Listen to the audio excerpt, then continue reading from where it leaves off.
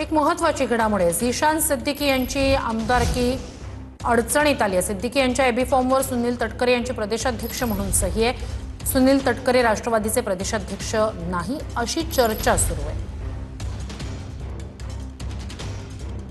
तर झीशान सिद्दीकी हे नुकतेच विधान परिषदेवर गेलेले आहेत आणि त्यांच्या एबी फॉर्मवर प्रदेशाध्यक्ष म्हणून तटकरे यांची सही आहे। अधिक या सगळ्या संदर्भात जाणून घेऊया आपले प्रतिनिधी अक्षय मंकणी यांच्याकडून।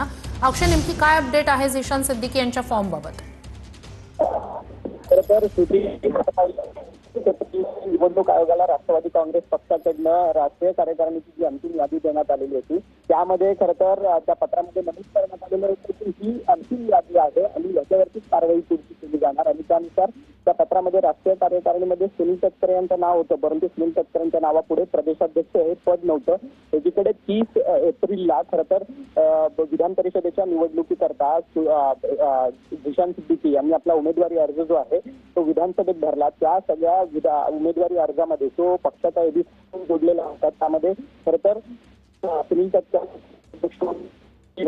आणि त्या सहीचं पत्र असलेलं जे पक्षाचे एबी फॉर्म आहे ते जोडून खरं तर निवडणुकीत उमेदवारी अर्ज भरलेला होता।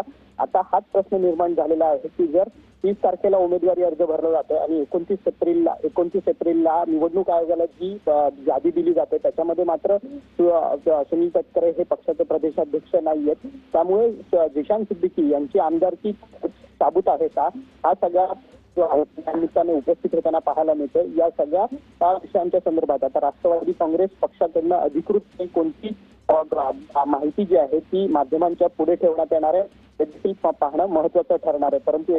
परंतु एकंदरीतच 29 एप्रिलला जे राष्ट्रवादी काँग्रेस पक्षाच्या राष्ट्रीय कार्यकारिणीच्या संदर्भातलं जे पत्र निवडणूक आयोगाला देण्यात आलेलं आहे त्यामुळे अनेक पेच प्रसंग जे आहेत ते तांत्रिक अडचणी ज्या आहेत त्या आता पक्षामध्ये उद्भवताना पाहायला मिळतात आपल्याला पाहायला मिळतात।